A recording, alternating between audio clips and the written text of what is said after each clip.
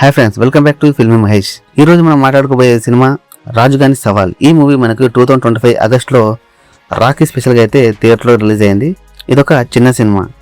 LR production banner పై లలిజాల రవీందర్ హీరోగా నటిస్తూ direct చేసిన ఈ ఎమోషనల్ ఫ్యామిలీ డ్రామా ఎలా ఉందో ఎలాంటి సోది లేకుండా పక్కా హానెస్ట్ రివ్యూతో చూసేద్దాం. చలో గైస్, ఇక కథ విషయానికి వస్తే ఇదొక పక్క హైదరాబాద్ గల్లీలో జరిగే కథ. రాజు అనే ఒక మిడిల్ క్లాస్ కుర్రాడు మొబైల్ రిపేర్ షాప్ నడుపుకుంటూ ఫ్యామిలీని నడిపిస్తూ ఉంటాడు. ఒక సాధారణ మిడిల్ క్లాస్ అబ్బాయికి ఉండే కష్టాలే ఇందులో ఇతనికి కూడా ఉంటాయి. ఇదిలా సాగుతూ ఉండగా గణేష్ నిమజ్జనం టైంలో తన లైఫ్ లో ఒక ఊహించిన టర్నింగ్ పాయింట్ ఎదురవుతుంది.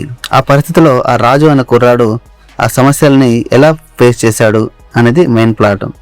డైరెక్టర్ తన రియల్ లైఫ్ లో జరిగిన కొన్ని ఇన్సిడెంట్స్ బేస్ చేసుకుని ఈ కథ రాసుకున్నాడంట. అండ్ ఇందులో పాజిటివ్ విషయానికి వస్తే సినిమా మెయిన్ ప్లస్ పాయింట్ ఏంటంటే మ్యూజిక్ అండ్ న్యాచురాలిటీ.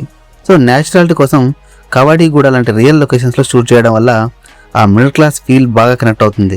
ఈ మూవీలో ఉన్న సాంగ్స్ అండ్ బీజిఎం ఈ సినిమాకి మంచి వెయిట్ తీసుకొచ్చాయి. అక్క తమ్ముళ్ళ మధ్యలో ఉండే ఎమోషన్స్ కొంచెం వర్కౌట్ అయినట్టే అనిపించింది.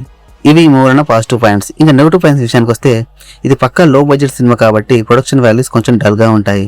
హీరోయిన్ అండ్ మిగతా లీడ్ యాక్టర్స్ అందరూ కొత్త వాళ్ళు కాబట్టి యాక్టింగ్ లో ఆ ఇంటెన్సిటీ కొంచెం మిస్ అయినట్టయితే అనిపించింది.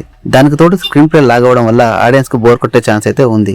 ఇది ఈ మూవీలోని మైనస్ పాయింట్స్. ఫైనల్ గా ఈ మూవీకి నా వర్డిక్ట్ ఏంటంటే ఈ సినిమా ఒక message oriented emotional action drama.